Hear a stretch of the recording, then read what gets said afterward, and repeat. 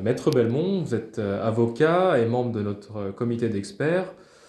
Pouvez-vous nous expliquer l'affaire qui vient de se dérouler et que vous venez de remporter?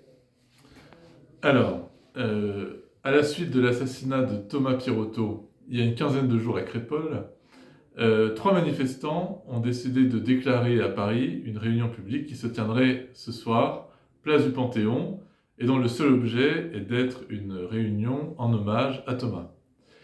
Malheureusement, alors que le gouvernement avait en début de semaine lui-même initié un certain nombre de mobilisations publiques liées à la mémoire de Thomas, la préfecture de police a décidé hier d'interdire cette manifestation au prétexte que celle-ci occasionnerait des risques de troubles avérés à l'ordre public.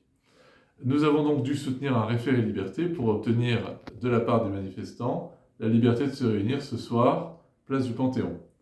Les arguments ont été multiples. D'une part, la préfecture de police invoquait un risque d'atteinte à l'ordre public immatériel.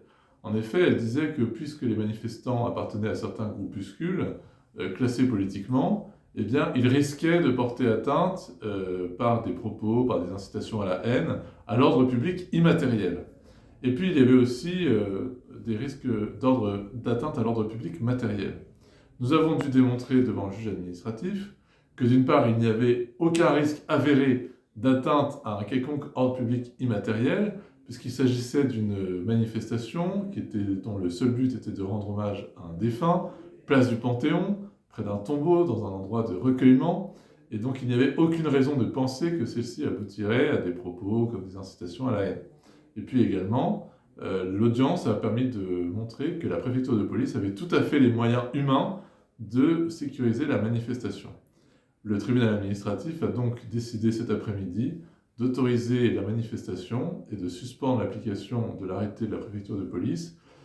Il me semble que c'est une victoire importante pour la liberté d'expression, puisqu'aujourd'hui, dans un contexte politique troublé, eh bien, on reconnaît aux Français la possibilité d'exprimer leurs émotions face à un drame qui nous a tous touchés, et ainsi d'exprimer dans des formes légales un certain nombre d'idées, de contestations et de sentiments qui font de notre pays encore une collectivité. Maître Belmont, merci encore pour votre expertise et vos éclairages et cette victoire.